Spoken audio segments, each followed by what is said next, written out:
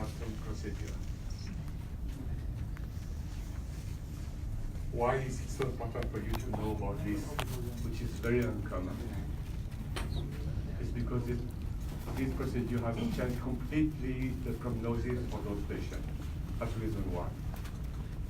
From no survival, say after all nearly no survival, to a very good prognosis. That's the reason why you should know about this.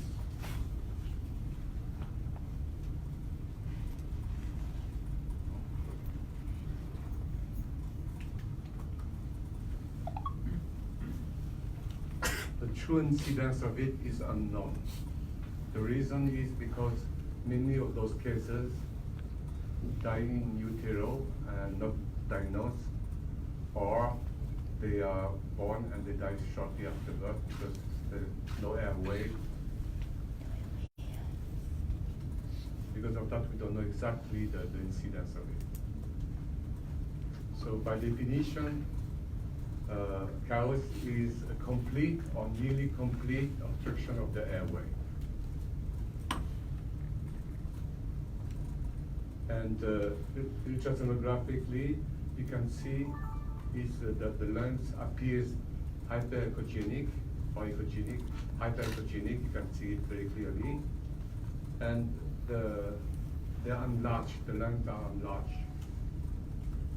Also, if you look at the diaphragm, it is flattened or reversed on ultrasound. So those are indirect signs you can see at first. And then you will see dilatation. If you look a bit more carefully, you will see dilatation of the tracheobronchial tree. So you see the trachea very clearly, which is not always the case normally.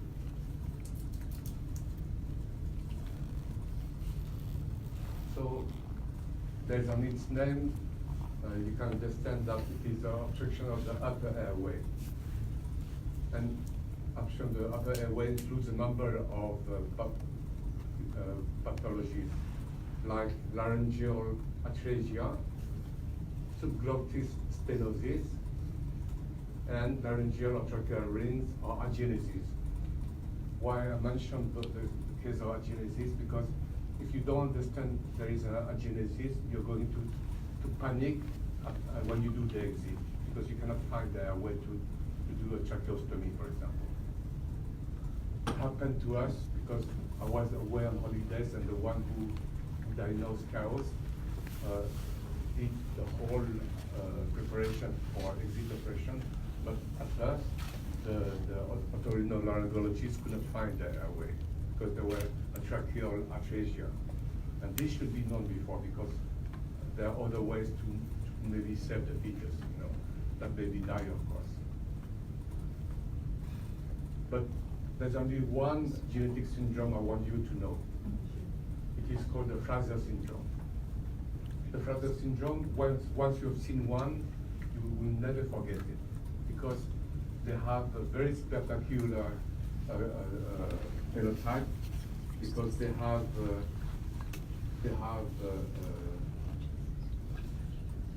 cryptophthalmos. So the eyes many times are covered by skin. Crypto is hidden. Ophthalmos, the eyes are hidden. It's like if you have a baby, you cannot see the eyes, but there is skin over it. And when I was in Vietnam 3 years ago, I was walking in the street of Hue, and with Professor Nyan, who is a geneticist, and I saw a guy sitting there, and I said, well, this guy has Fraser syndrome. I said, how do you know? I said, it's so typical. And I said, he's my patient, and I've never known what syndrome he had. So once you've seen it, and the reason why you should know about it is because of course the prognosis is not as good as if it is normal baby, but they can survive.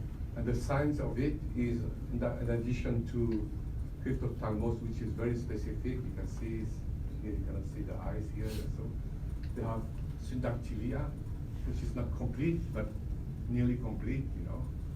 So you have to look at those signs, you see. And then they have really tracked anomalies of different types, like hydronephrosis and so on. And ambiguous genitalia is very common. So if you do it, you try to think only of this syndrome, how to exclude it. Because there's no idea maybe to do for the family exit operation if they're very severe phenotype. And which slide?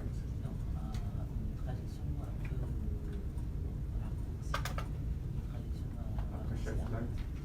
Non, juste après une bonne partie comme ça. D'accord. Ok. Ok.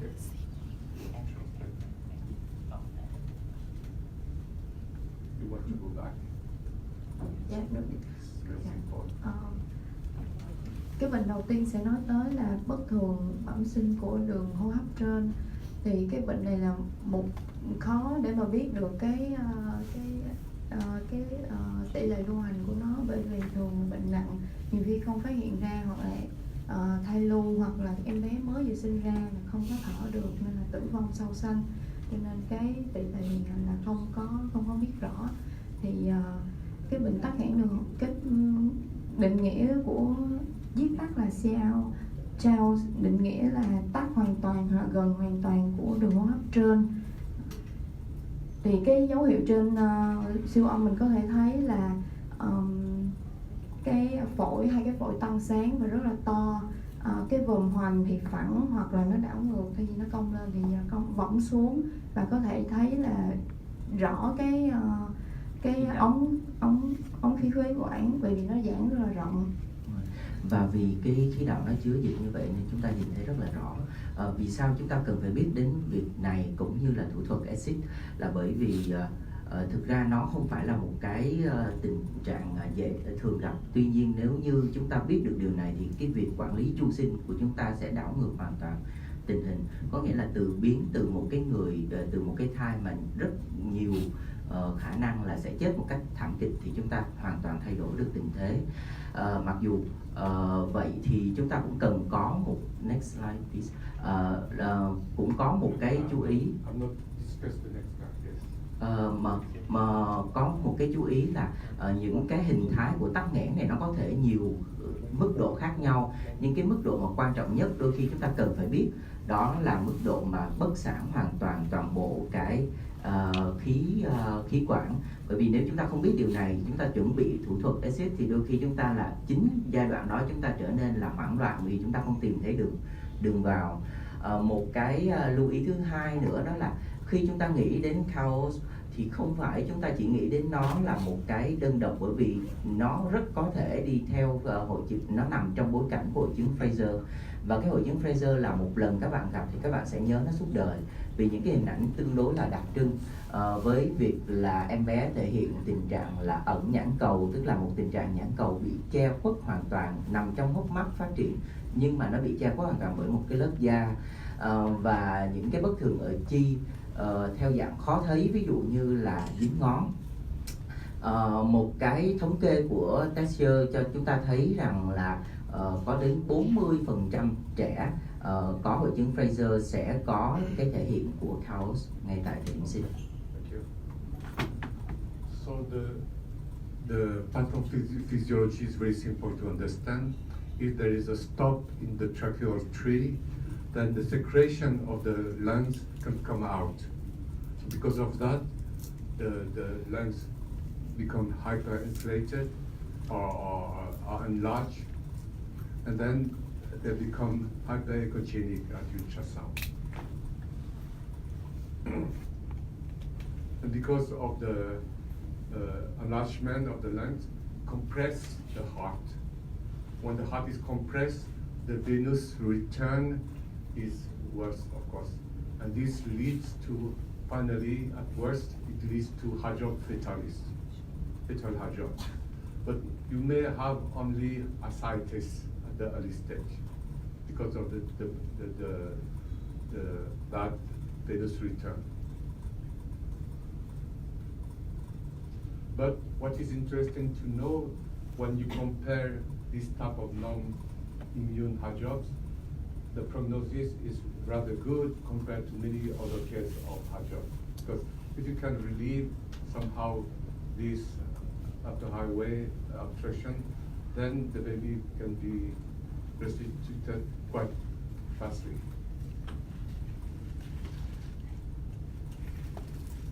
So diagnosis is not difficult if you think of it. You have to think of it, you see, then it will not be difficult. You react because, the first thing you react is because the lungs are so bright, you know. So then you understand, okay, the echogenic lungs have compression. You can see the heart is compressed immediately in the thorax. And then you can see after that ascites, for example. I remember I had seen before I saw my own case in Stockholm, I had been in San Francisco at Michael Harrison unit. And when I was there, they treated one case of chaos. And because the name chaos is so bizarre, you know, chaos. So I remember this case. And when I was in Stockholm, I saw the signs. Nobody knew what it was, and they asked me, "What do you think?" And I say, "It's a typical case of chaos." You know, as if I had a lot of experience, but I had never seen a case before I went to San Francisco. And then it was my first case in Stockholm, and we treated that case successfully, as you will see.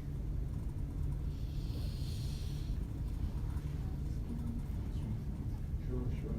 But I don't think you need to translate everything. Em chỉ tóm lại những cái chỗ là mình thì bình luận thêm thôi. Hey, it's easy. You don't have to translate. I mean, when technical things, maybe you have to translate so that everybody understands. But I think it's not difficult to understand. So, again, this is my first case there. You can see it was. Sorry. It was in 1998. And 19 weeks of pregnancy. I was doing the ultrasound. After that, they called me, and I saw the fetus like that here. The head is here, and here you can see the lungs are hyperechogenic. And you see the diaphragm is inverted immediately. And there's ascites. So normally, if you have ascites, push the diaphragm upwards, but in this case, because of the enlargement of the lungs, it is inverted. But it can be flattened, or it can be inverted, you know. But there were apart from ascites, there was no other signs of fetal hydrops. So, you can say again that the typical signs: enlarged and hyperechogenic lungs. The heart is compressed, as the heart is here, and the diaphragm is inverted, you know, instead of right here, and you have ascites in the abdomen.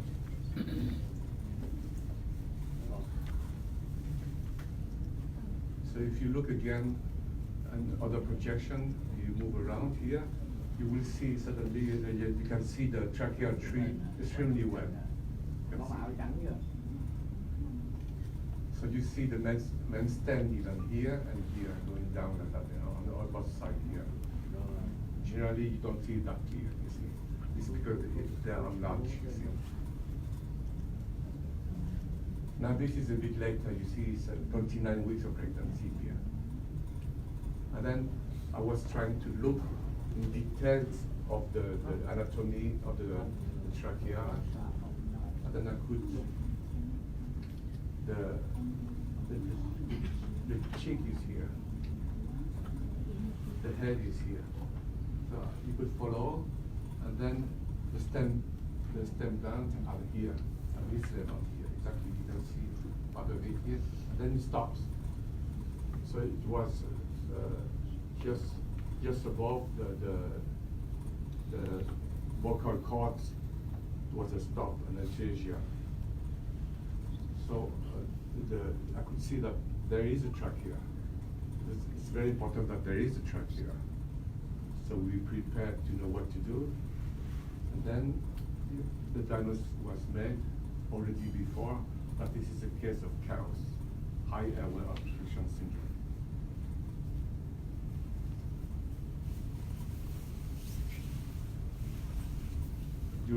During from the 19 weeks to 29, there were ascites, more and more ascites. So we were expecting soon fetal heart drops, but suddenly, without us doing anything, the ascites just vanished. So the conclusion was there must be how you call it,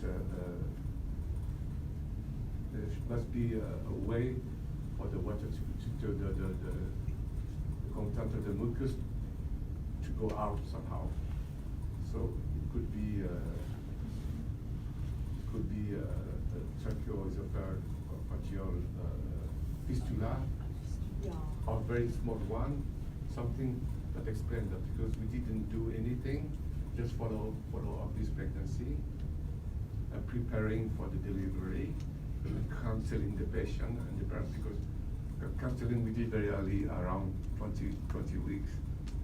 And then the parents decided, okay, if there's nothing else, we go on. We had done chromosomes, but cases of chaos before have not been associated with chromosome defect.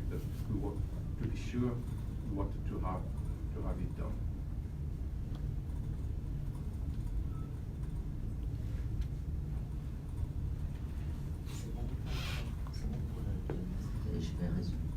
Như vậy thì các anh chị vừa mới thấy là thầy vừa trình bày một số các cái hình ảnh để minh họa cho anh chị về việc chẩn đoán những cái hình ảnh mà chúng ta có thể nhìn tóm qua, hình ảnh phổi tăng sáng, hình ảnh vòng hoành bị đảo ngược như thế nào. Chúng ta quan trọng ở cái phần là xem các cái yếu tố chèn ép, ví dụ như là chúng ta nhìn thấy là tim bị chèn ép ở trung thất, và điều đó nó có thể dẫn đến tình trạng là thai tích dịch. Ở thời gian đầu nó có thể chỉ là một cái tràn dịch màng bụng nhẹ. Tuy nhiên trong một số hiếm trường hợp thì đôi khi không làm gì cả, và trong thai kỳ người ta thấy biến mất cái tình trạng mà tràn dịch đó, thì đôi khi đó có thể là hình thái mà vừa có tắc nghẽn mà vừa có rò với lại thực quản. Những cái hình ảnh mà chúng ta thấy rằng là nó tích dịch ở trong cây khí quản đó, và chúng ta nhìn thấy rõ đường đi của cái khí quản, đó giúp cho chúng ta biết rõ là nó không phải là một tình trạng nặng nhất, đó là teo tịch toàn bộ, bất sản toàn bộ cái khí đạo. So it's important to see where is the obstruction, you know. That's reason why, because that's where we prepare for the operation. And that's where we follow all the way here, and you see the vocal cords coming here, and then it becomes smaller and smaller, and then it stops. At least what I could see with ultrasound. At that time at my hospital, we were not doing routinely on fetus MRI, but if you had some hesitation, today certainly we would do MRI. And even if we were certain of the obstruction level, we would like to document this to gain experience. Rõ ràng là chúng ta thấy rằng việc xử lý của chu sinh cực kỳ quan trọng nếu như chúng ta biết được cái mức độ tắc nghẽn của khí đạo nó nằm ở đâu. Và ngày xưa nếu như chúng ta chưa có MRI thì bây giờ chúng ta đã có thể sử dụng MRI để tìm hiểu và thậm chí là so sánh để chúng ta có thêm kinh nghiệm về việc chẩn đoán trên siêu âm. And when I discussed with the ear, nose and throat specialist, he told me about something called the pharyngoglottic duct that I've never heard about, or maybe I heard when I was a medical student studying anatomy, but I had forgotten it, of course. So he said maybe the reason why the ascites went away and so on is because there is a conduct between the the pharynx and this duct that evacuate the content of the tracheal trees. That was his explanation. And he was right, because when he did postpartum, he did the laryngoscopy, he could see at least anatomically one pinpoint, just like a pinpoint, the opening of this duct. But I have never heard about this duct before. Have you heard about it? I didn't know about this. You learn every day. Okay, what can be done? Yes, today we would plan for the exit procedure, but in the mid-2010, a laparoscopic, fetoscopic approach has been designed, especially for those diagnosed very early, say between 17 to 35 weeks of pregnancy. They would perhaps sometimes decide to do fetoscopically by a war tracheoplasty. Personally, I don't have any experience of it, and I asked this morning Professor Bill whether he could comment about this. So maybe you could say a few words about that. Right. It does not really always apply to the cows, because the only good surprise with cows is when it's not a plug, a cartilaginous plug in the trachea, but just a membrane. In that case, when you do the endoscopy, the pharyngoscopy, and you go to the vocal cords, I'll show you for the diaphragmatic hernia later on today, same procedure. You look at the vocal cords, you see if the trachea is open or not. If it's cows, usually, even if there is a small pathway, you will not be able to do much endoscopically. But the kind of differential diagnosis or specific etiology is the diaphragm. And then you just go through the diaphragm and all the pressure goes out. And then the lungs come back to normal within a few hours.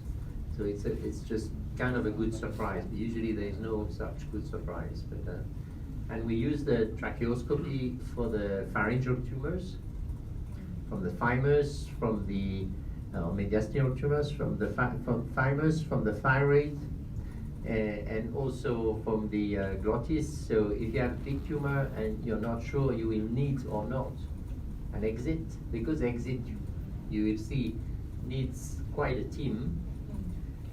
You do a tracheoscopy first. If the tracheoscopy is easy, then the pediatrician knows it's going to be easy to intubate, so you don't need maybe to do the whole thing. I will show you a case of tumor after this one. It's okay? So in some cases, even they've been described where they've been using laser to make a hole in the membranes, for example.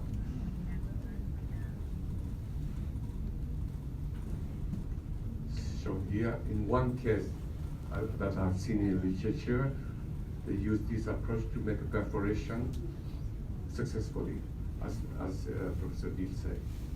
So maybe there are sometimes simpler things you can do so that at first you don't have to mobilize the whole team. So this procedure has to be planned. I remember when we had done our case in Stockholm, one of the most famous fetal surgeon in the world is in Belgium, is Jan de Prest, Professor Jan de Prest. And then he called me in Stockholm, he said, okay, we have a case in Belgium, in Leuven, where he's working, and we've never performed this before here. So we want your protocol. And I said, okay, tell your anesthesiologist to speak with our anesthesiologist, and we use the team is slightly different settings, but because of the higher way, we enroll ear, nose, and throat specialist. Especially we're going to do a tracheostomy. So we say, okay, it's better to have the super specialist to do that here. In some other countries, pediatric surgeons are doing it, like in San Francisco. But they are doing everything there in San Francisco. So it's very important to plan it And as a matter of fact, we trained without the patient before, so that all the team was working together, you see. Because it's not easy always for ear, nose, and throat doctor or a nurse, but used to serve ear, nose, and throat doctor to suddenly be in the setting of a cesarean section. You know, she doesn't know the instrument, so they have to switch operating nurse, for example. So there's a lot of people, and my advice is when you do that, you clear the people from the operating room and you use video so that people can see. Because otherwise there are too many people who wants to be there. And it's not always easy to kick them out because sometimes they are these big shots like professors and so on who want to be there for some reason. So clear the operating room or people here. I remember Yves told me that when he did some procedures in second the beginning, there were so many people in the room that now afterwards we say, okay, sit in another room and do video, and then you will see also. So the Americans who started to do that in San Francisco, they devised a sparkler machine. We found that no reason to buy a stapler only for that, you see. We were using stitches, just stitch the wound very quickly around the wound so that you can control the bleeding. So you need not always to have all the machines the Americans want to have and to have it successfully.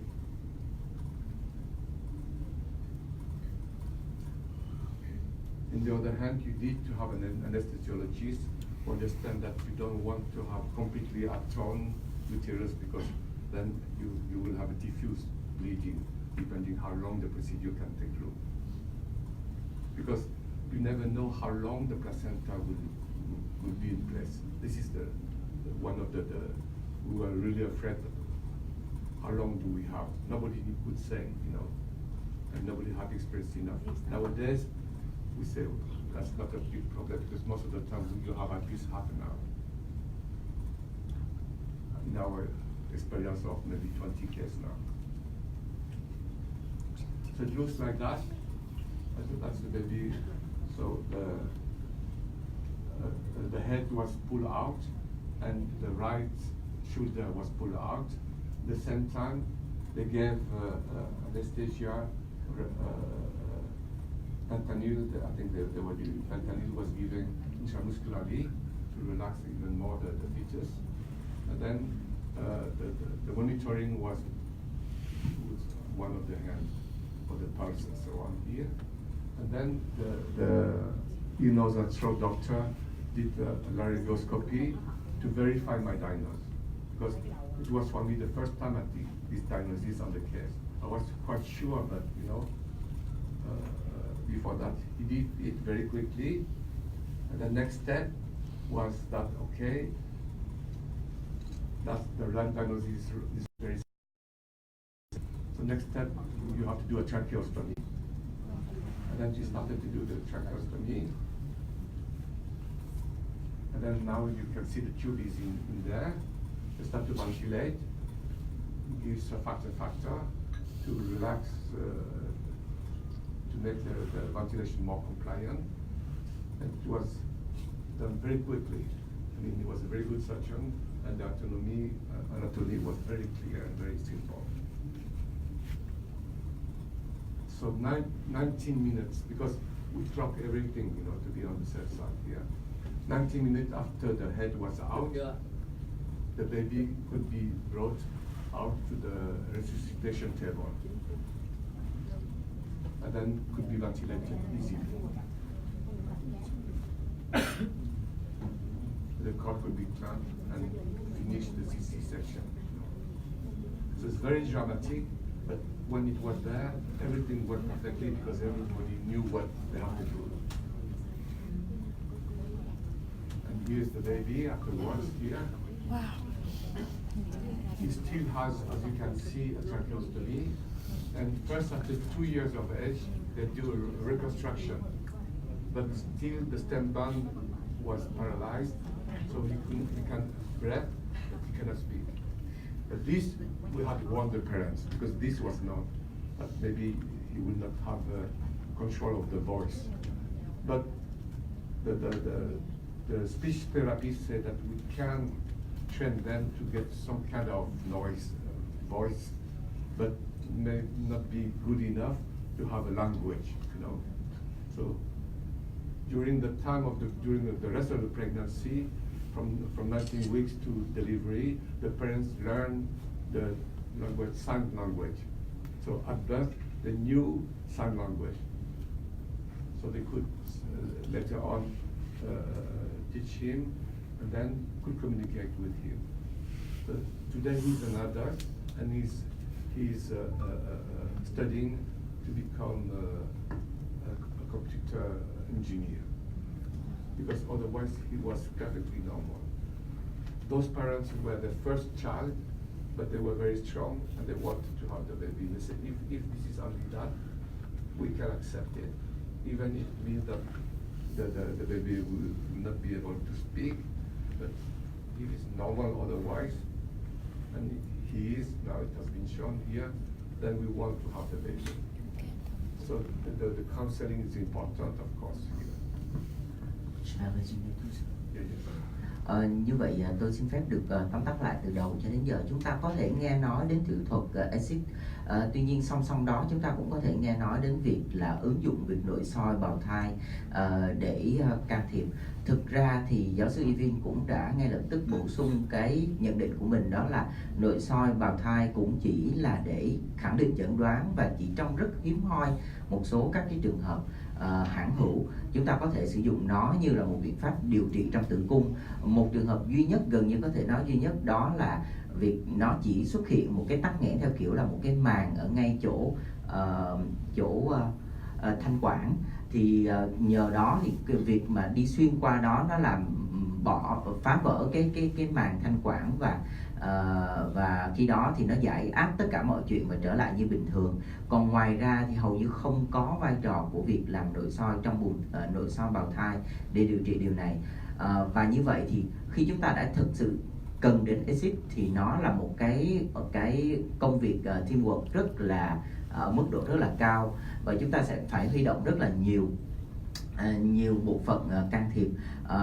Không thể chúng ta nếu có một cái chuyện mà làm exit mà sau đó là đặt nội khí quản một cách dễ dàng sau 1 phút, thì đó có nghĩa rằng chúng ta đã có một cái chỉ định làm sai, không thực sự cần.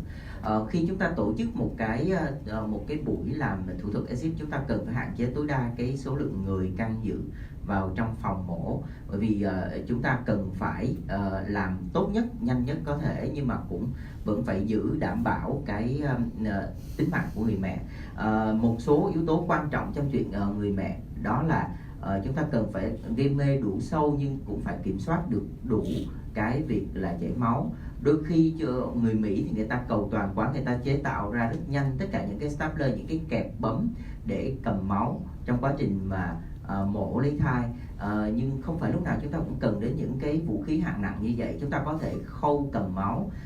Việc chúng ta đưa đầu em bé ra khỏi thành tử cung và một vai ra là để ngay lập tức sau đó các cái bộ phận hồi sức tiến hành làm ngay. Chúng ta phải ghi giảm đau cho em bé bằng fentanyl chích tim bắp. Chúng ta phải theo dõi sensor liên tục bằng việc là dán sensor theo dõi sơ sinh ngay lập tức, và ngay lập tức nếu cần thiết phải mở khí quản. Chúng ta có thể thấy đây là một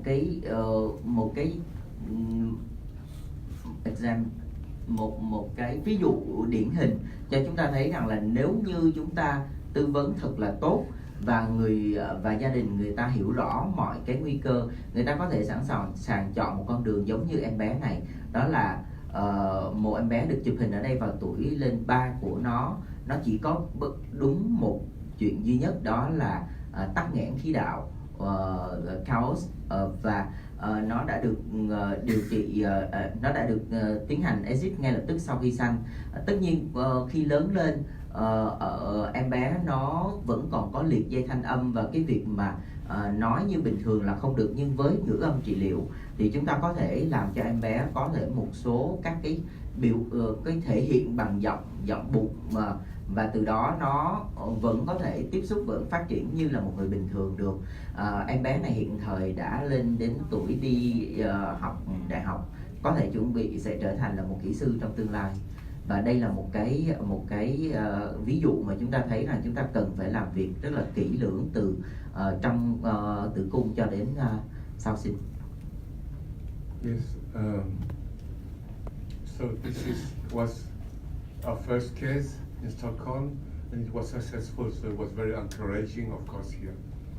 But you have really to know your stuff, because about 2 weeks after this case, diagnosis was made of at the end of the pregnancy of chaos again. But this time, the guy who did the ultrasonography was not as careful as I was. He didn't forget to look at every step, like all the whole trachea, where is the obstruction, you see? So they prepare for the exit, because they say, oh, now we know it, the second case of exit, or the whole hospital knew about this case, of course. And at the exit operation was a panic, because the otorhinolaryngologist could not make the tracheostomy, because that person that the trachea was lacking. So no way to do a tracheostomy. And you can imagine in the operating room the tension it created, because the panic, the baby is going to die, something, and they're shouting and so on here. All because it is unprepared. But this has to be very prepared. The whole team knows what to do here. It's so important not to operate on the right patient. Because, okay, if there's no trachea, no way we can do anything here. And you can imagine the cost of getting all the people in the right place at the right time and so on here. And because someone has not done the whole work, so all this is for nothing, you see. So we published our case, as you can see here, in 2000, when we started to do the first case. And since then, because we did that, we become the good team. So they refer the case from Finland, from Norway, from Denmark to Stockholm, because they have experience. So experience of one case. But it was successful, and you know, when something goes well, then everybody wants you to do this because you know more than them. Just one case. So I want to show you this. It was a few years later. We have this case where you can see a tumor here, and as you can see here, there's no signs of heart compression, but we suspected that by the time of delivery, maybe they would be. So we prepare as if it would be a high airway obstruction. But these features never show hyperechogenic lungs. So somehow there should be some contact between, so that the pulmonary excretion could come out. But we prepare because we say it looks very big, as you can see here, and it's the front view here. You can see here, compressing is teratoma. But it's better to be prepared in case there's difficulties doing the intubation at birth, so that we can have more time with the placenta circulation still working. Because if you clamp the cord and the baby out, you cannot do the intubation, then you panic. So Professor Bill mentioned sometimes there's a thyroid that can be very big, a gouge, compressing any kind of tumor, like a compressed high airway, can lead to pseudo or nearly chaos. So once you know it is a chaos, then of course you try to find what is the cause of it, and if you cannot miss on it. Would you find it by MRI? But I mean, I could see as well by ultrasound. I don't go into details with that because the steps were nearly the same. In this case, when we brought out the head and the shoulder, they intubate it very easily. So no need to do two, but better to be prepared than unprepared. You see. So my advice is, if you start to do that, and should be able to be in larger hospital with near to the pediatricians and the neonatologists. So my advice to you is do what we did. We did training all the team together, do as if we were doing this. You see. So who is going to stand aside and so on until, and who is the boss controlling everything. So it's like in the emergency room, in case of catastrophe happening. There's one big boss who everybody has to listen to that boss here. And the nurses and so on here have to repeat when the doctor says something like, so that we know that they have got the message. Even this, they will repeat like something that we don't do normally, but it's like in the trauma care center here, that everybody understands every time their role here. And although we were completely new when we did the first case, 19 minutes, from the moment we took the head out until the baby was out, intubated. It's very good. And I didn't show you the blood gas value. They were all the time normal, and so the baby was doing very well. And you can see he was doing well afterwards when he was nearly 1.5 years in this picture.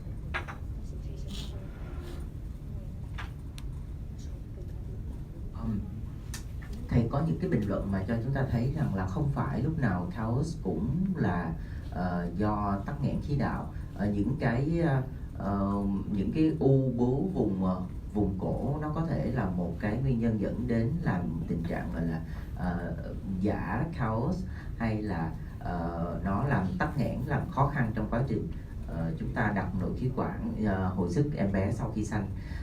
Vậy thì có thể chúng ta sẽ chuẩn bị giống như là một cái exit, nhưng thực ra có thể sau khi ra thì chúng ta đã có thể đặt nội khí quản một cách dễ dàng hơn.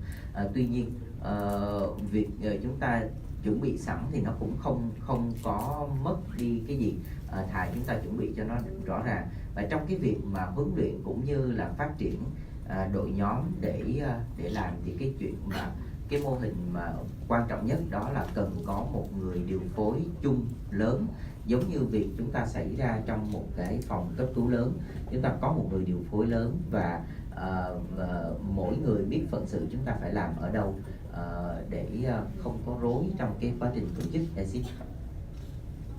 Okay, I think if you have any other question, I could answer. Các anh chị có câu hỏi nào, chúng ta dừng ở đây một chút xíu để đặt các cái câu hỏi. Nếu như từ đầu cho đến giờ các anh chị chưa có rõ. Thăng hỏi giúp mình là trong mấy cái trường hợp mà mình không có kinh nghiệm nhiều á, thì những cái trường hợp khó khăn á, thì cái sử dụng Doppler trong ấy nó có hữu ích gì không với kinh nghiệm của thầy?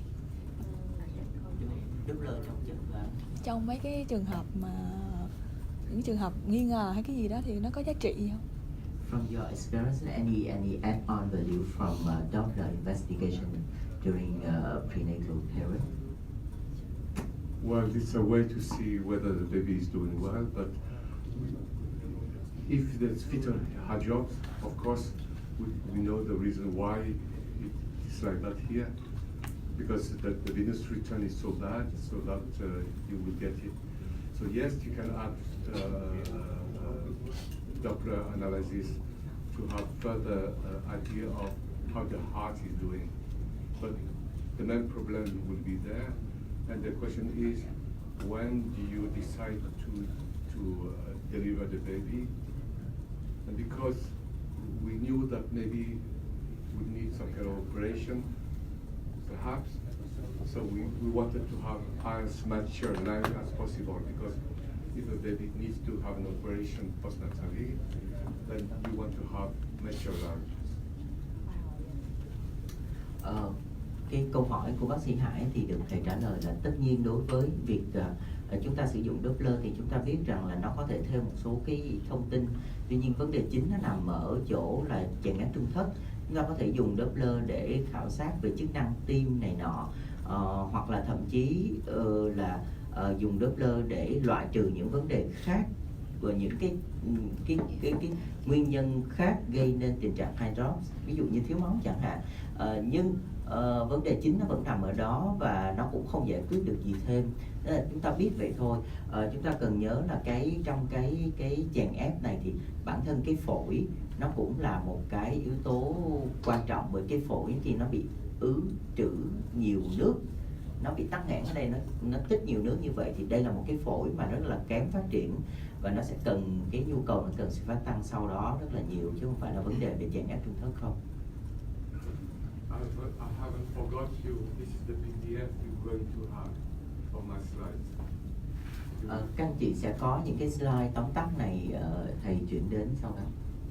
So if you write here, they are coming here, and phone is going to get it now. And then maybe in the tomorrow you should be able to give it. Các anh chị còn có câu hỏi nào nữa không ạ?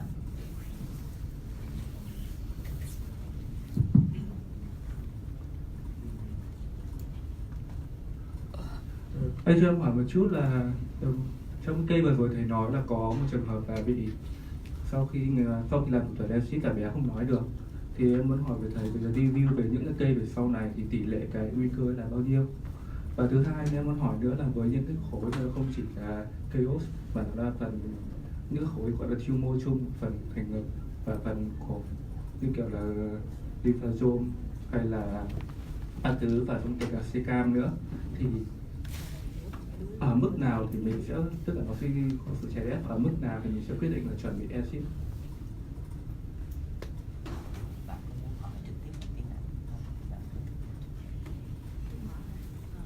Sorry, Professor, I want to ask you about two questions.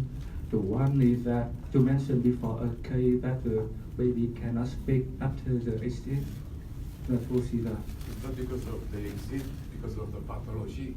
Because the pathology is laryngeal atresia with paralysis of the vocal cord. So the vocal cord open all the time, they cannot, move like that here. So because of that, no sound can come out. We cannot repair the nerves, of course. Okay. That's the reason. It's not because of exit.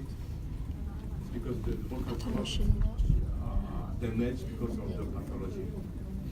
And at 2 years of age, the best specialist, one of the best specialists in the world, not in Sweden even, in Switzerland, did the reparation, but the reconstruction. But despite the best specialists in the world to do the reconstruction, the baby will not gain a voice. Might be so that with age and with training by speech therapists, he may have some kind of sound, maybe not language.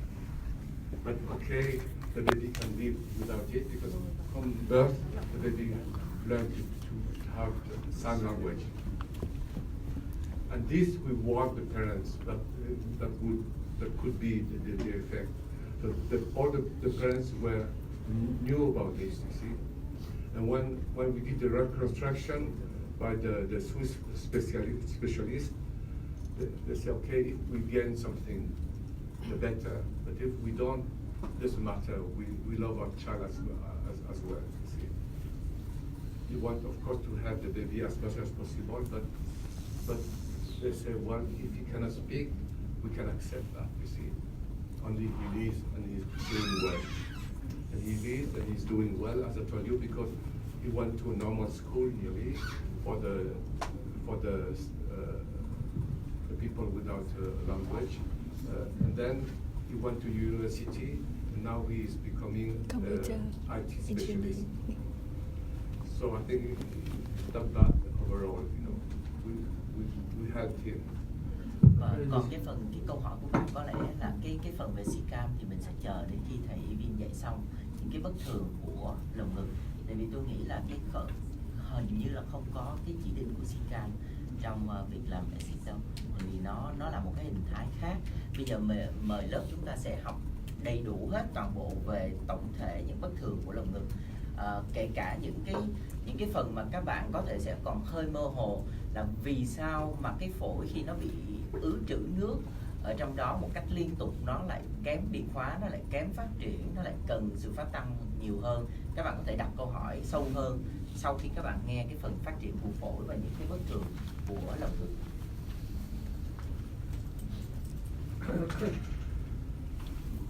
C-cam is going to be discussed now, so just wait for that here. And I have also this among